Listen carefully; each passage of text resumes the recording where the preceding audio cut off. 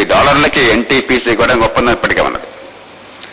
$2.2 million thermal units అని చెప్పిన million BTU అని చెప్పంటారు.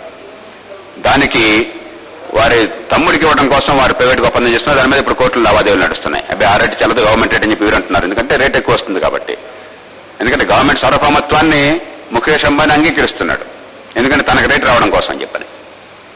ప్రభుత్వం ఏం చేస్తుంది, $4.2 ప్లస్ ఇక్కడి నుంచి ట్రాన్స్పోర్ట్ కాస్ట్ అని చెప్పన్నది.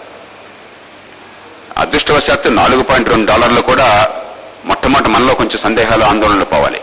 భయంకరమైన ధర కాదు.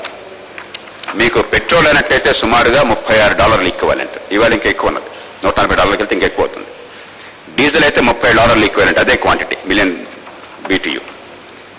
అలాగే ఇండస్ట్రియల్ LPG అయితే 24, నాఫ్తా అయితే 21, అలాగే ఫ్యూల్ ఆయిల్ అయితే 14. ఇంటర్నేషనల్ మార్కెట్లో మనం కొంటున్నటువంటి LPG 12. కాబట్టి 4.42 అంటే దీనికంటే తక్కువే. ఆ మేరకు మంచిది, ఎందుకంటే అంతర్జాతీయ ధరలు బాగా పెరిగిపోయినాయి. కానీ ఉత్పత్తి ధరతో పోలిస్తే ఇది ఎక్కువ. ఉత్పత్తి ధర ఏ రకంగా లెక్కేసినా $1 కంటే ఎక్కువ లేదు. 90 సెంట్ అని వారు చెప్పుకుంటున్నారు. అంతకుముందు ఇంకా తక్కువ చెప్పారు, ఎక్కువదే వేసుకున్నాం. $1 వేసుకుంటే $1 మీద $1 లాభం తీసుకోమనండి. 4 చేయడం మాత్రం ధర్మం కాదు. కాబట్టి $2.5 నిర్ణయిస్తే బాగుండేది. అక్కడ ప్రభుత్వం నిర్ణయం చేస్తే దానికి లావాదేవీల్లో రకరకాల వ్యవహారాలు నడవచ్చు. కాబట్టి స్వతంత్ర ప్రతిపత్తి గల సంస్థ ఉండి వారికి కనీస లాభం వచ్చే ఏర్పాటు చేయండి. గట్టి లాభం ఏర్పాటు చేయండి. రిస్క్ తీసుకుంటున్నారు, నేను కాదంటలే. కొన్ని చోట్ల మీరు వెల్త్ అవితే 10,000 కోట్లు ఖర్చు పెడితే మీకు 0 రావచ్చు. ఆ రిస్క్ తీసుకున్న వాడికి వేరే చోట ప్రయోజనం రావడం ధర్మమే. కాబట్టి పెట్టిన పెట్టుబడి మీద కేవలం $10 అంటల్లా. పెట్టుబడి మీద మీకు అంతకంతే ఇవ్వండి, కానీ 4 రెట్లు అవసరం లేదు. దానికి స్వతంత్ర ప్రతిపత్తి గలటువంటి ఒక ఆంబుడ్స్మెన్ పెట్టాలి. దానికోసం అని చెప్పండి రెగ్యులేటర్ని పెట్టాలి. అది ప్రభుత్వం వెంటనే చేయాల్సి ఉంది. ప్రస్తుతం ఈ తాత్కాలిక రేట్ అనుకున్నాం. ఇక 4వది మన రాష్ట్రం సంగతి ఏమిటి? మనం ఈ నేల మంది కాబట్టి ఇక్కడ మాకేమండి అని చెప్పనేది వాదన నేను అంగీకరించను. ముందు మనం భారతీయులు మొట్టమొదటిగా మనకే అందాలి. కానీ నేను చెప్పే వాదన మారుస్తున్నాను నేను. మనకు కూడా అందాలి, మనకి ఎక్కువగా కూడా అందాలి అని కూడా చెప్తాను. కానీ దానికి వాదన నిర్దిష్టమైనటువంటి వాటా ఉండాలి. చెప్తా, దానికి ఇది నాది కాబట్టి అని కాదు. ఆ వాదన చెప్తే ఇప్పటిదాకా అస్సాంలో డిగ్బాయ్లో మీకు ఆయిల్ వచ్చింది కాబట్టి అస్సాం వాడికే అని చెప్పంటారు. ఇప్పటిదాకా బాంబే హైలో వచ్చింది కాబట్టి బాంబే వాడికే అంటారు. అది ఒక దేశం ఒక జాతి అన్న తర్వాత అది చెల్లదు. ఏది కరెక్ట్ అని వాదన అంటే, ఇక్కడ ఉత్పత్తి చేసినటువంటి గ్యాస్ ఇంకో చోట తరలిస్తే దానికి మళ్ళీ $1 ఖర్చు అవుతుంది ఒక్కొక్క క్యూబిక్ మీటర్. అంటే ఈ జాతి వృధాగా డబ్బు ఖర్చు పెడుతోంది, దేశానికి నష్టం. కాబట్టి ఎక్కడ ఉత్పత్తి అయితే అక్కడే గనక వినియోగిస్తే దేశానికి మంచిది. ఆ ఉద్దేశంతోనే పిక్హెడ్ ప్లాంట్స్ అని చెప్పని మీకు థర్మల్ పవర్ ప్లాంట్స్, మీరు కోల్ మైన్ ఎక్కడుంటే అక్కడ మనం వీళ్ళంతవరకు పెడుతున్నాం. రవాణా ఖర్చు నిర్వహించాలి. 2, ఈ ఉత్పత్తి వల్ల గ్యాస్ వృధా అవుతుంది, ఖర్చే కాకుండా. విలువైన గ్యాస్ మళ్ళీ గ్యాస్ రూపంలో ఖర్చు పెడుతున్నాం, మనం గ్యాస్ని తగిలేస్తున్నాం మనం ఊరికి రవాణా చేయడం కోసం. 3, పర్యావరణంలో కార్బన్ డైఆక్సైడ్ పెరుగుతుంది. అంత గ్యాస్ ఉత్పత్తి చేసి అంత మండిస్తే అంత CO2 పెరుగుతుంది, ప్రపంచం అంతా వేడి పెరుగుతుంది. ఈ 3 కారణాలుగా కూడా దేశ ప్రయోజనాలు నెరవేరాలని చెప్పంటే ఎక్కడ ఉత్పత్తి చేస్తే అక్కడ వీలున్నంత మేరకు, అదే సమయంలో సమగ్రంగా ప్రాంతీయ అభివృద్ధిని కూడా పరిగణనలోకి తీసుకుని మీరు అక్కడ వినియోగించడం దేశ ప్రయోజనాల రీత్యా మంచిది. అది చాలా సబబైన వాదన. దీనికి అనుగుణంగా 12వ ఆర్థిక సంఘం ఏం చెప్పిందంటే, ప్రభుత్వానికి ఇచ్చేటువంటి రాయల్టీ డబ్బు రూపంలో కాకుండా వనరు రూపంలో ఇస్తారు. దానిలో 50% ఉత్పత్తి చేసిన రాష్ట్రంలో కనీసం అని అంటున్నారు. ఆ పని చేసి మనం గనక ఈ రాష్ట్రంలోనే మనం పరిశ్రమలు ఎక్కువ పెట్టుకున్నట్టయితే ఇబ్బంది ఉండదు. 5వది కీలకమైంది. ఇవన్నీ సరేనండి, రేపొద్దున సడన్ గా 30 మిలియన్ క్యూబిక్ మీటర్లు ఇస్తామని చెప్పంటారు. మన రాష్ట్రం సిద్ధంగా ఉందా? ఆంధ్రప్రదేశ్, ఇందాక మీరు దానిలో స్క్రోల్ వేశారు, ఆంధ్రప్రదేశ్లో ప్రభుత్వం ఇప్పటిదాకా నిద్రపోయిందని. ఖచ్చితంగా 12 ఏళ్ల పాటు ప్రభుత్వాలు రాష్ట్రంలో నిద్రపోయినాయి. అంటే ఇవాళ ఇస్తామన్నా మనం తీసుకునే శక్తి లేదు, వినియోగించుకునేటువంటి శక్తి లేదు. ఒక్క క్షణం సుధాకర్ రెడ్డి గారు.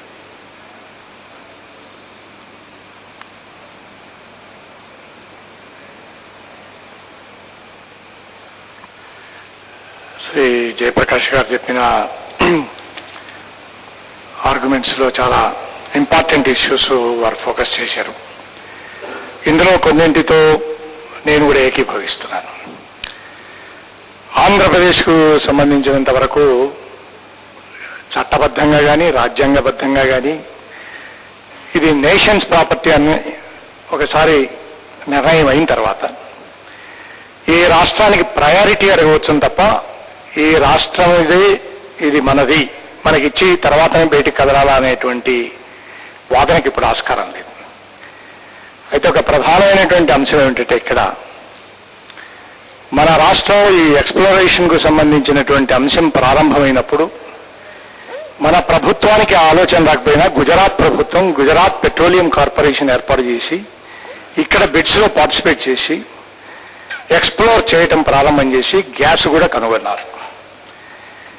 ఈ దశలో ప్రభుత్వానికి మేము సిపిఐ తరఫున మన ప్రభుత్వం కూడా ఈ బిడ్స్లో పార్టిసిపేట్ చేయడానికి ఒక కార్పొరేషన్ ఏర్పాటు చేయమని చెప్పి కోరాం. చంద్రబాబు నాయుడు గారు ముఖ్యమంత్రిగా ఉన్నప్పుడు, తర్వాత రాజశేఖర రెడ్డి గారు వచ్చిన తర్వాత కూడా మేము ఈ ప్రతిపాదన చేశాం. కనీసం 10,000 కోట్ల రూపాయలతో ఇది ప్రారంభం కావాల్సి ఉంటుందని, 25,000 కోట్ల రూపాయలు కూడా అవసరం కావచ్చునని, ఇంత పెద్ద ఎత్తున పెట్టుబడి మన రాష్ట్రంలో పెట్టడానికి ఇబ్బందికరంగా ఉంటుందని చెప్పినది ప్రభుత్వం తరఫున వాదన వినిపించారు. మేము చెప్పినటువంటి ప్రత్యామ్నాయ ప్రతిపాదన ఏమిటంటే, సహజంగా గ్యాస్ కావలసినటువంటి ఈ విద్యుత్ వినియోగించుకునేటువంటి జనరేటింగ్ యూనిట్స్ వారు కొంత పెట్టుబడి పెట్టేట్లు, పబ్లిక్ ఇష్యూకి వెళ్ళి ప్రజల నుండి పెద్ద ఎత్తున ఈ రకమైనటువంటి పద్ధతిలో ఆంధ్రప్రదేశ్లో కలెక్ట్ చేయడానికి అవకాశం ఉంటుందని చాలా ఆలస్యంగా ఇప్పుడు ఈ రకమైనటువంటి ప్రతిపాదనతో మన ప్రభుత్వం జెన్కో ఏపీఐడిసి తరఫున ఇలాంటి ప్రతిపాదన చేయబోతున్నారని చెప్పి విన్నాం. ఇది ఆలస్యమైన తర్వాత ఈ సెకండ్ రౌండ్లో ఎన్నొస్తాయో తెలియదు, ఆలస్యమైనా అది తీసుకోవటం మంచిదే.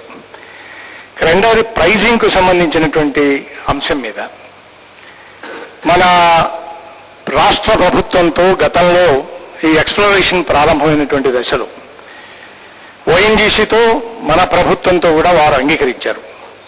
2.34 ఆఫ్షోర్ ఇవ్వటానికి రిలయన్స్ ఒక జనరల్ అగ్రిమెంట్కి వచ్చింది. ఇప్పుడు ఎన్టీపీసీకి కూడా వారు ఇవ్వడానికి సిద్ధంగా లేరు. దానిపైనే ఓ యుద్ధం నడుస్తోంది. విచిత్రం ఏంటంటే ఎన్టీపీసీ 234కి ఇవ్వాల్సిందేనని చెప్పిన వారు బహుశా కోర్టు కూడా వెళ్ళినట్టున్నారు. రిలయన్స్ తరఫున ఇప్పుడు పోరాటం చేస్తున్న వారు కేంద్ర ప్రభుత్వ పెట్రోలియం శాఖ వారు 4.2 కంటే తక్కువ ఇవ్వడానికి వీల్లేదని వీళ్ళు చెప్తున్నారు. మా పాయింట్ ఏమిటంటే ఇందులో మొట్టమొదటిది, ఇలాంటి దాంట్లో జయప్రకాష్ గారు చెప్పినట్టు రిస్క్కు అవకాశం ఉన్నప్పటికీ ఇలాంటి కీలకమైనటువంటి రంగాలను ప్రైవేటు రంగానికి అప్పగించడమే సరైనటువంటి వైఖరి కాదు. ప్రైవేటు రంగానికి ఇది ఇచ్చినటువంటి నేపథ్యంలోనైనా దీనికి సంబంధించినటువంటి స్పష్టత లేకుండా సుధాకర్ గారు ఇది జాతీయం చేయడం అనేది ఇక ఆ ప్రశ్నే ఉదయించదు అని మొన్న పెట్రోలియం శాఖ మంత్రి గారు లోక్సభలో చాలా స్పష్టంగా చెప్పేశారు. ఏదండి దీన్ని జాతీయం చేయడం అనేది ఆ ప్రశ్నే ఉత్పన్నం కాదు, మేము ఆ ఆలోచన లేము, అది పాత ఆలోచన అని చాలా స్పష్టంగా చెప్పేశారు. పాత కొత్త ఆలోచన కాదు, మంత్రి యొక్క ఆలోచన భావం మీద అధికారంలో ఉన్నటువంటి ప్రభుత్వం యొక్క అవగాహన మీద అది ఆధారపడి ఉంటుంది. ఇది అంటే మధుగారి పార్టీ ప్రజలు అయినటువంటి ప్రశ్నకి సమాధానంగా చెప్పారు. ఆయన ఇది వీలే కాదు, మీ ముఖ్యమంత్రి కూడా దీనికి ఒప్పుకోవట్లేదు అనేటువంటి మాట చెప్పారు. ఇప్పుడు సమస్య ఏంటంటే జాతీయం చేయడం అనేటువంటిదో లేకపోతే ఈ జాతి సంపద మీద దీనికి సంబంధించి ప్రభుత్వం యొక్క ఆధిపత్యం ఎంత ఉంటుంది అనేటువంటి అంశం మీద విభిన్న రాజకీయ పార్టీలకు విభిన్న అభిప్రాయాలు ఉంటాయి. ఇవాళ ప్రైవేటు వారికి వీటన్నింటినీ ఇచ్చి సప్లై చేసేటువంటి అంశం మీద, ప్రాధాన్యత ఇచ్చేటువంటి అంశం మీద రాజకీయాలకు అతీతంగా అందరం కలిసి రిక్వెస్ట్ చేద్దాం అంటున్నారు. ప్రైవేటీకరణకు ఇచ్చేటప్పుడేమో అందరినీ సంప్రదించడం లేదు. మన దేశంలో జనరల్గా కీలకమైనటువంటి రంగాలకు సంబంధించి ప్రభుత్వ ఆధిపత్యంతో నడుస్తుందనేటువంటి సాంప్రదాయాన్ని కూడా పక్కకు పెట్టారు. ఇవాళ ఈ ప్రైజింగ్కు సంబంధించినంత వరకు జయప్రకాష్ గారు చెప్పినట్టుగా 90 సెంట్స్, ఒక దశలో 98 cents the maximum cost of production. ఇది 3 రెట్లుగా వారు పెట్టినటువంటి పెట్టుబడి మీద లాభం సంపాదించుకోవచ్చుననేటువంటి ఒక జనరల్ అవగాహన ప్రభుత్వం ప్రైవేటు రంగానికి ఇచ్చింది.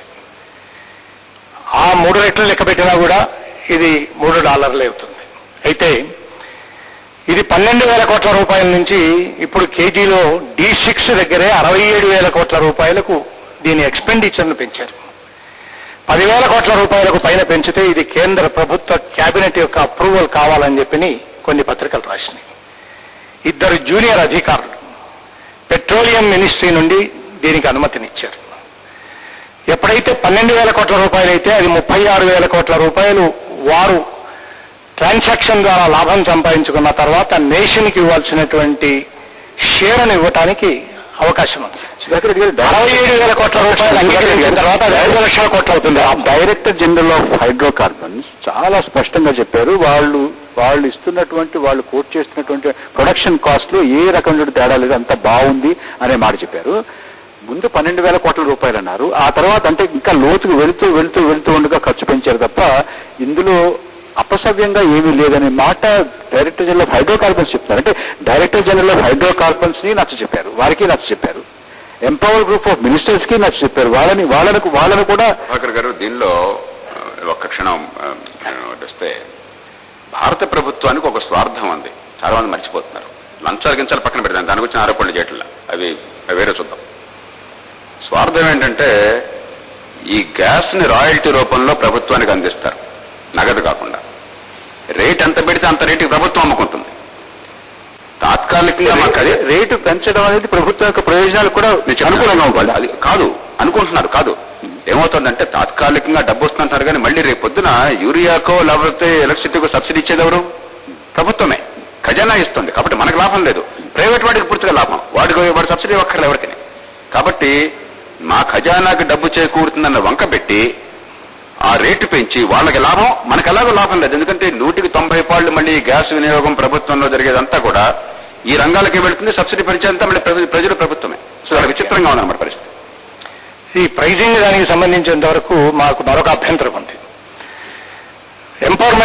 Empowered group of ministers Pranab Mukherjee గారి నాయకత్వం కింద ఈ నిర్ణయం చేయడానికి ప్రధానమంత్రి గారు నిర్ణయం చేసిన వెంటనే దీనిపై అభ్యంతరం చెబుతూ నేను ఒక ఉత్తరం రాశాను. ప్రణబ్ ముఖర్జీ గారు తెలంగాణ ఇవాళ వద్దా అనేటువంటి దాని మీద కమిటీ చైర్మన్ గా ఉండటానికి అర్థం ఉంది. కానీ ఇలాంటి గ్యాస్ కు ఎంత ధర నిర్ణయం చేయాలనేటువంటి టెక్నికాలిటీస్ ప్రణబ్ ముఖర్జీ గారు ఇతరుల టెక్నికల్ అడ్వైజ్ మీద ఆధారపడాల్సిందే తప్ప why it has not been given to a technical committee or an economic expert? ఏమండి, 77 గ్రూప్ ఆఫ్ మినిస్టర్స్ ఇచ్చేయమన్నారు. That is Pranab Mukherjee garu. ఇది 70 ఉండేదా? ఇది కాదు, ఇది పాత కమిటీల్లోనే ఇది ఒక 77. అయితే సమస్య ఏంటంటే ఇలాంటి కమిటీల మీద వీరు చైర్మన్లుగా ఉండి ధర నిర్ణయం చేసినప్పుడు వారి నిజాయితీ అనుమానాస్పదమైనటువంటిదిగా ప్రజలు భావిస్తారు. వారికి కూడా అది న్యాయబద్ధమైనటువంటిది కాదు. ప్రణబ్ ముఖర్జీ గారు నాతో చెప్పింది, ఐఎమ్ నాట్ ద పర్సన్, నేను అడగలేదు, ప్రధానమంత్రి ఇచ్చారు, మీరు ప్రధానమంత్రిని అడగండి, నాకెందుకు రాస్తున్నారని ఆయన తప్పించుకోవడానికి ప్రయత్నం చేశారు. If it is not concern to him, he should have refused. నేను కాదు దీనికి నిర్ణయం చేయాల్సింది, నేను టెక్నికల్ కమిటీస్ అని చెప్పినంటే ఏదో ఈ హైడ్రోకార్బన్స్ డైరెక్టర్ మరొకరు చెప్పట్లేదు, రంగరాజన్ గారు లాంటి వారిని చైర్మన్ గా పెట్టిన ఒక అర్థం ఉంది దానికి. మా ఆరోపణ ఏమిటంటే దీనికి సంబంధించినటువంటి అంశం మీద ప్రభుత్వం ఒత్తిడికి లొంగింది అనేది మా ఆరోపణ. దీనివల్ల మన రాష్ట్రానికే సంవత్సరానికి 1,200 కోట్ల రూపాయలు అదనపు నష్టం ఇప్పటికి వచ్చినటువంటి అండర్స్టాండింగ్ ప్రకారం. 18 సంవత్సరాల కాలంలో 2.4 నుండి 4.2కు పెంచినటువంటి ధరల తేడా 36 లక్షల